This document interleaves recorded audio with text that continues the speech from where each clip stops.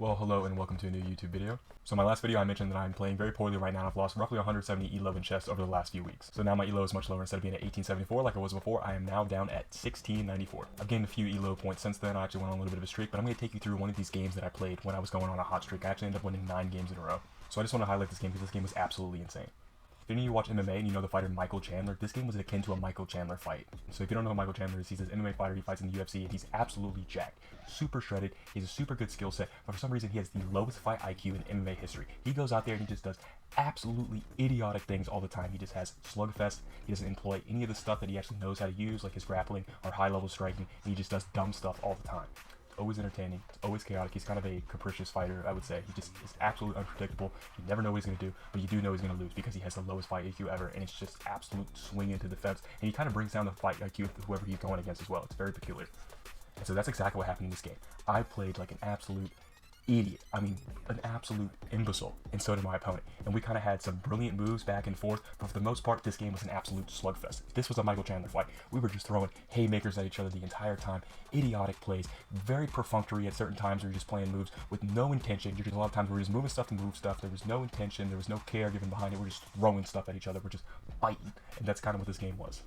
So this game is dedicated to Michael Chandler. And I guess because I ended up winning this game, that would make my opponent Michael Chandler, and then I would be whoever he's fighting. But I also had a super low fight IQ, so I don't know. So what I'm going to do in this video is I'm going to take you through this game. I'm going to try and talk about the logic behind some of my moves, and then I'm also going to talk about more of the perfunctory moments in my game where I was just throwing stuff around, just throwing haymakers. There was no care, no attention, just making moves to make moves. And so I'm going to kind of distinguish between the two and then take you through my thought process. I was also thinking about making a video how to break a losing streak because I went on a huge losing streak, lost a bunch of elo, and now I'm kind of gaining a little bit of elo back. I kind of did a breakthrough. I think one of the biggest things, so I was just going to give a tip right now, would just take a break from chess. Sometimes you just need to stop playing for a few days because you get caught in these bad cycles where you're just so tilted on the game, and then you're always anticipating your opponent to make better moves because you're just used to losing. And so you kind of buy your opponent's bluffs a lot, even when they're making bad moves. You kind of think that there's some intelligence behind the stuff that they're doing, even when there's not, and you're not able to call them. And so that's a big thing that you should do. Just take a step back and stop playing for a couple days. That's what I did, and then I came back and got a 9-game winning streak after losing, oh my god, so many freaking games, dozens of games. So I'm hoping to get back to 1800 here soon. But anyways, enough rambling, time to get into the video. So now it's time to get into the video. Unlike any Michael Chandler fight, there actually were 2 brilliant moves in this game, one by me and one by my opponent, which is absolutely insane. And this was a super low quality game. I played like a 1650 rated player, and he played like a 1350 rated player. It was really bad. So to start with the game, my opponent decided to play the very principal move e4, and then I decided to play e6, which is the French defense, which is one of the openings that I told you guys about in one of my previous videos. Super good opening. I told you I actually played the stuff that I was telling you about. Super solid opening, really dynamic, and you get some really interesting positions. So I play this move e6, and then my opponent plays the move d4, which I also told you about in this video. I told you guys I'm not just smoking crack. I'm actually telling you guys stuff you can utilize and employ in your games. So my opponent plays d4. They're trying to take the full center. Very principled, very common move. And so then I start by playing the move that I told you about in the video, and I strike my opponent's center, start trying to make my own claim, and then make a counter to their claim in the center by playing this move d5. And then my opponent continues by playing very principled, very logical moves, and they start by pushing their pawn to e5. They are now staking a claim inside of my territory. They're trying to take space, and they're trying to say, hey, guess what, I have more space, and now you're going to be stuck in a passive position. I'm going to attack you and beat you up very badly. And then I say, no, screw that. I'm not getting beat up. You're getting beat up. You're Michael Chandler. You're going to lose this fight because Michael Chandler always loses every single fight because he sucks. And I say, boom, c5. I'm attacking your pawn chain. I'm attacking your center. Screw you. You are getting out of my territory. You are not having any claim in my territory. I'm taking the space back. And then my opponent listens to this argument that I'm making and says, that's dumb. I'm going to play bishop e3, which doesn't make any freaking sense. The pawn's already defended. I don't understand what the point is of trying to defend it with the bishop when it's already being defended by the queen. You already had one defender, I had one attacker, and so what are you trying to do right here? I could just take the pawn either way and then completely destroy your pawn chain. And so guess what? I don't do that. I'm an idiot. I decided to play knight c6. I should have just taken, because then they would have recaptured with the queen or the bishop. Either way, they recapture the queen, I would develop knight c6 with the tempo, and if they take with the bishop, I would still develop with knight c6, and then I'd be hitting the bishop, threatening to win a bishop for a knight, which is obviously a better trade for me. But then my opponent plays the logical move, which is pawn c3, so now they're protecting their pawn chain. So if I capture their pawn over on d4, they would just recapture the pawn at c3, maintaining their pawn chain, and they would just have a fine position. And so then I play another idiotic move. As I said, there are many perfunctory moves in this game where you're just doing stuff to do stuff. There's no logic behind your moves. I'm thinking, oh man, I'm going to defend my knight right here, and then I can play knight f5 later, hitting the bishop. But really, if I hit the bishop over here, and then they would just recapture this pawn right here, and they would just have a freaking monster pawn chain. It would have a lot of space, and I would just be in a really bad spot, even though I did get the bishop for the knight. They would just have a super monster white center. So I play that stupid move, knight e7, and then my opponent plays a fine move. They develop their piece, knight f3.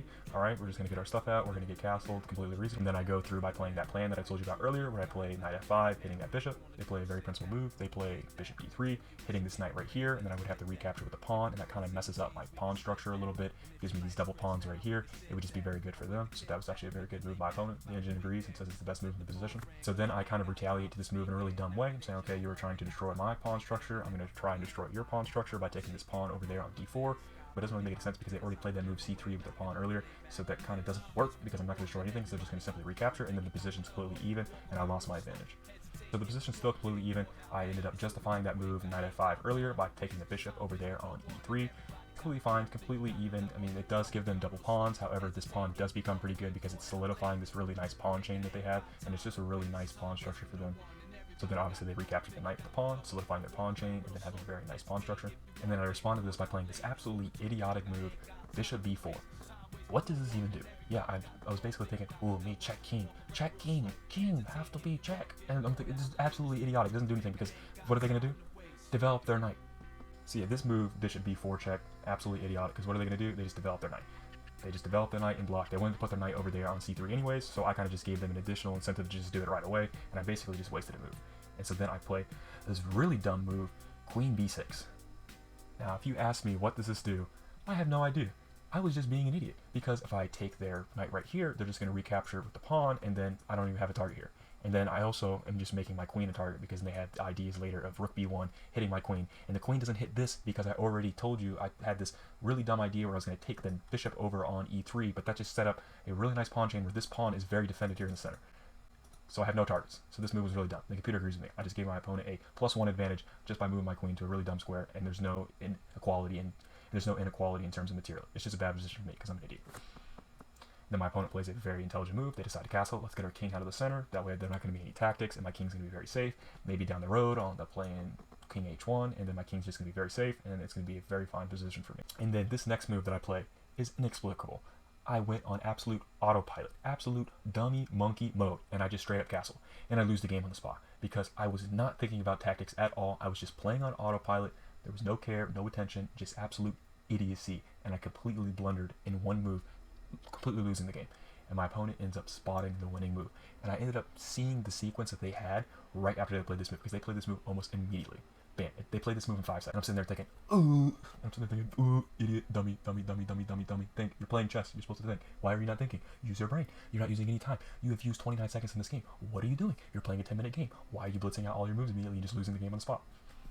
And this is kind of the mentality that you get in when you start losing a bunch of games, because I'm having this negative self-talk in my head, and I'm kind of spitting facts, because I am being an absolute imbecile in this game. However, you don't want to be thinking like that during chess games, because you want to keep that fight, you want to keep on going. So then I start telling that voice in my head, shut up, you idiot, we're going to keep on playing this game, don't go full dummy mode, maybe they won't see the sequence, and you'll be alright. And so I decided to play on. And I say, I'm not going to resign on the spot. I start thinking of Gotham Chess, and he says, never resign. I'm like, he's right, that cracker is spitting. I'm not going to resign, I'm going to play on, even though I'm dead lost. And so I do the only thing that I could think of doing, even though it's not the best move in the position. I'm like, you know what, screw it. I'm taking that bishop. Screw that bishop. He came on in. He's checking my king. I have this nice little wall of pawns protecting my king, and he decides to mess this up. So screw that guy. He's pissing me off. I'm taking it. So that's what I did. And then boom, I'm getting mated in 10 moves. Granted, Stockfish would mate me in 10 moves. Would a rated 17-20 opponent find these 10 moves that they need to find to checkmate me? Possibly. If they were a good player, yes. But we all suck. We are low-rated chess players. We are dumb. We are very unintelligent, and we just make moves. We are monkeys. We just move piece all the time. Very little thought given to many of our moves, and Stockfish can really go suck a lemon because it doesn't understand how dumb humans think. It starts thinking, it only thinks like an absolute genius, so it's thinking on this different level. It is in another dimension than us. We are all peasants. We are all retards, and Stockfish is the smart kid. The way that I would think about it is, have you ever been in a class where you have a really smart kid and he's answering all the questions, and anytime the teacher asks a question, they instantly raise their hand and they give the right answer, and then often they phrase things even better than the teacher would, and they answer questions to an even greater extent to what the teacher was even expecting, and the teacher just gives them admiration all the time because they are the GOAT in that class. That is Stockfish when it comes to chess. Stockfish is the GOAT. He is that genius in the class. He's always raising his hand. He always has an answer. Everything you do, he says, haha, dumb human, that was bad move. Look at this 20 move sequence that you had where you could have sacrificed all your pieces and checkmated your opponent's king. I have another game where Stockfish was telling me to do that, and I'm going to walk through that in a different video, but it's absolutely annoying. It really pisses me off.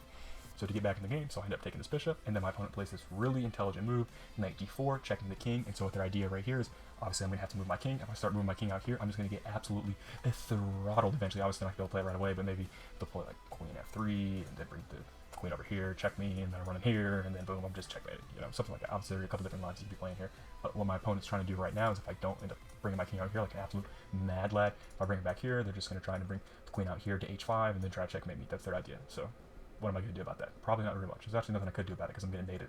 So I end up playing this absolutely ludicrous move. This is like a big balls gangster move. I'm just going for it. My king is going for a friggin' walk. That man's going on a trip. This man's an absolute gangster. You think my king? I've told you about the beta king. My king, not a beta. That dude walks out in danger. He says, screw that knight. I'm going after that knight. I'm getting on that cracker. And so what do? I end up playing this move, king g6. Attacking that knight like an absolute gangster. My king is out in there. He's an active member of this game. He is attacking. He is defending. He's an absolute G. And then my opponent plays an idiotic move. I could not even in a million years try to explain to you the logic behind this move. What do? Pawn h4, and they just completely threw away their advantage. They must have been related to Tom Brady because my God, that was a throw. And then, as somebody who is related to a vacuum because I suck, I end up throwing even harder right back at him. I say, you're going to throw the game, you're going to throw your big advantage, you have this super brilliant sequence that you're starting to set up, and you're just going to decide to say, nah, screw all that, I'm not doing that, winning is gay, I'm doing something else. I decided to do the exact same thing, and boom, let's just take this knight. What is my thought process? Oh, take knight, get piece off board, make board more simple. Doesn't make any freaking sense because that knight wasn't even a part of the attack. I'm still getting absolutely throttled here. I mean, I got these threats looming of the pawn coming out here to h5, and then where the frick am I gonna have to go right here, and then they bring the queen in, and they're just gonna freaking checkmate me. So I just take this knight like an absolute idiot. And so my opponent has all these genius moves they can make at them. They bring their queen out here, and then where am I gonna have to go? I'm gonna go right here, and then I'm just gonna bring the rook in, and I'm just gonna get checkmated. So my opponent doesn't even decide to go for all of that. They have this insane attack on my king, and they say, nah, screw that. What I'm gonna do is I'm gonna take that bishop because the bishop's right there. Completely ignoring the fact that they have so much ammunition aimed at my king. My king is trying to act like an absolute G, even though inside he knows he's a beta. He's not even going after him. I'm gonna take the bishop. So they threw away this huge advantage they had again. They still have a very winning position. However, they could have just been checkmating me. And so as a dumb human, I decide to try and get some more pieces off the board. I try and give my king a little bit more breathing space so he has some more spaces to run and try to get that knight out of there because that knight is in a really pesky position right now. So what do? I end up playing this move, pawn f6. Now what does this do? I'm trying to exchange these pawns, and so takes, and then I'm hitting this knight. This knight has to retreat because obviously they can't just recapture the rook because it's now defended by the rook, and then it's also defended by the king as well. And so that's what I'm trying to do. I'm trying to get that knight dislodged from my position. So they end up capturing, then I recapture. I'm doing exactly what you said. The knight has to move. I'm thinking, okay, the knight has to move, and then I think, oh wait, no, the knight doesn't have to move. And then I just realized, okay, I've set up this whole sequence to get the knight to move. But the knight never had to move because actually this pawn is pinned. Because if I take the knight, they would have just taken my rook. And so after he did that queen move, I realized, okay, this was actually never a good idea at all, even though what my opponent just did was a horrendous move. That move makes no sense. Why are you doing this?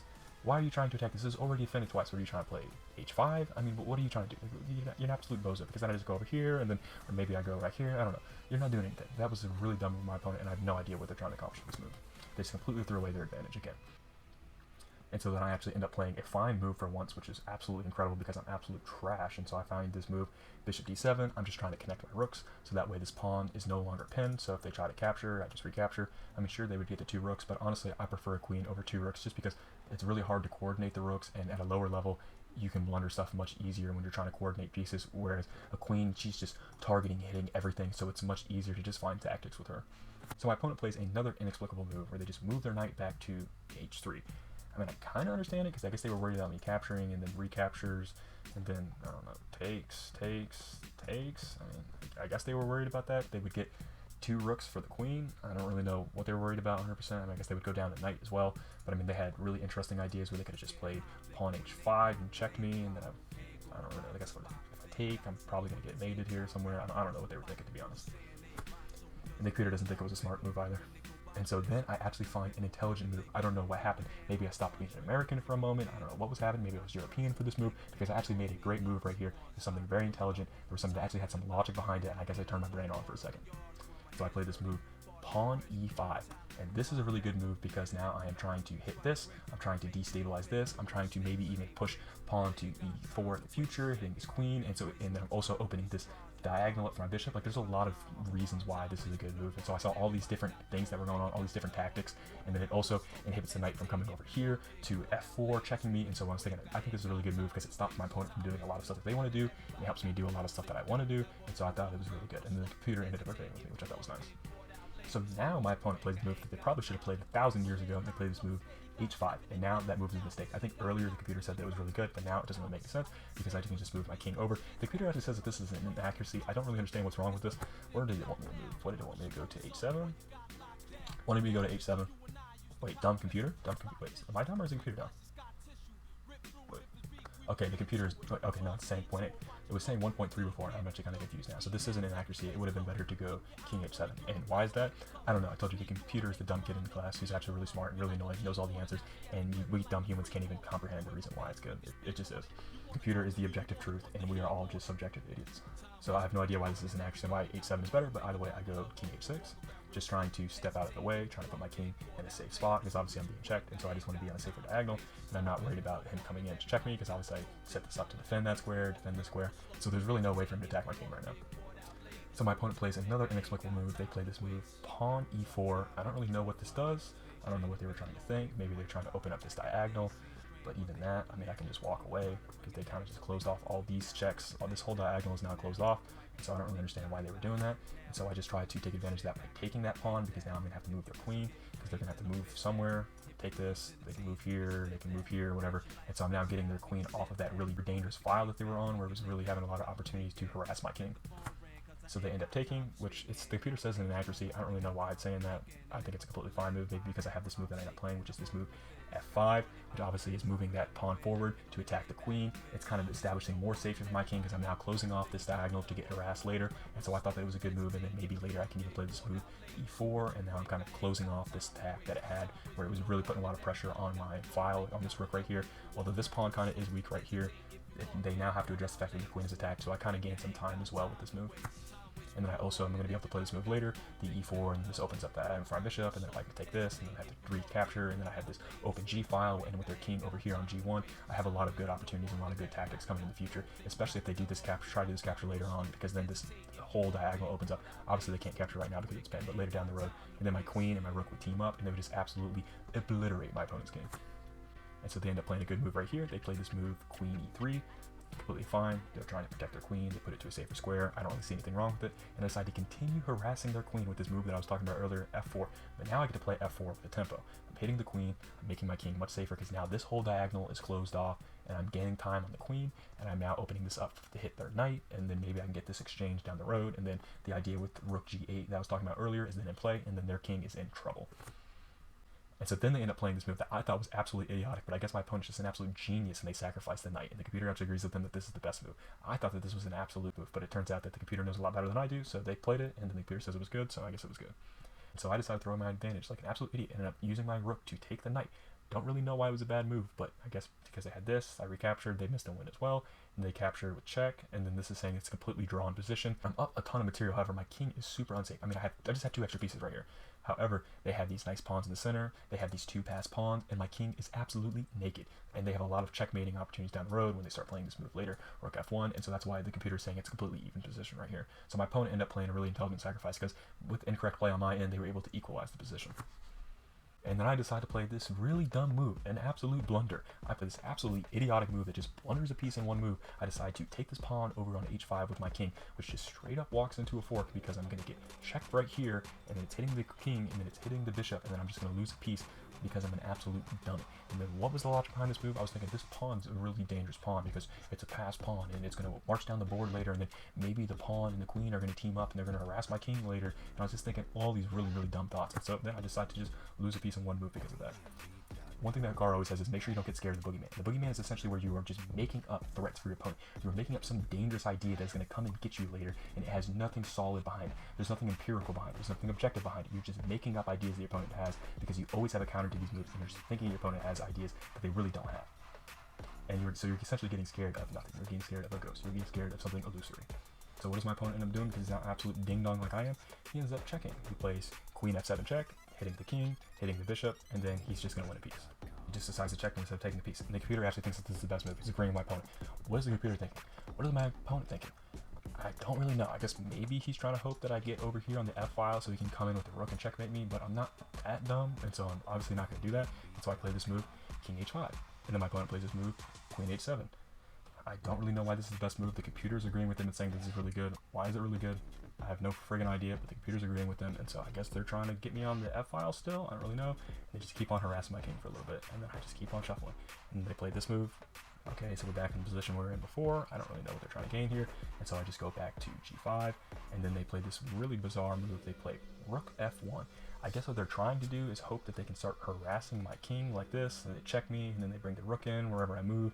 They check me, and then they're now collaborating together to then attack the king. They're kind of coordinated better as well. And I guess that's my opponent's move, but he's not really paying attention to what I can do in response to this. And if you watch my last video, you always want to look for sacrifices, especially when your opponent makes a move that looks kind of bizarre. If you do something that looks kind of innocuous when you're in a position where it's really tense, there's a lot of tactics going on, and your opponent makes a move that seems really lazy, you should really take a lot of time to look for tactics and look to see if you have any potential sacrifices that you can do. And so what I look for is the fact that, my opponent's king is on a really bad diagonal right now. Because right now, this pawn right here is pinned. And so if I can get this pawn out of the way, I'm then checking this king, and then this king has to run over here to h1, and then he can go and get absolutely smashed by my rook. And so if I can get in this type of position, then I'm absolutely winning. And obviously, if they decide to not move over, if they decide to go down here, then I can go down here and check, and then I just have various checks and various different tactics as well. And so then it's a more even position. So then I play this absolutely brilliant move, knight takes pawn over on d4. And the idea right here is they recapture, I'm going to capture the queen with check. And the idea is that I was talking about earlier, if they end up playing this move over here, king h1, they're just going to get mated. If they play the rook down here, I have various different moves I can play. I can come up here, harass the king, and then if they have to come back, and then I can just check and check, and then it just ends up being a draw, which is good for me because my king is really weak, and I would be completely fine with the draw in this position, especially given the quality of my play so far in this game. Of all the moves that I already mentioned, where I'm going to end up checking the king a lot, and then I'm going to end up being able to force a repetition, and the game's just going to end in a draw. So my opponent finds the best move, and they play this move, queen f4, so now they don't have to capture with the pawn, or they can still capture the pawn, but then it's defended by the queen, although the computer still says it's an even position. However, this was the best move because I was just going to force a repetition otherwise.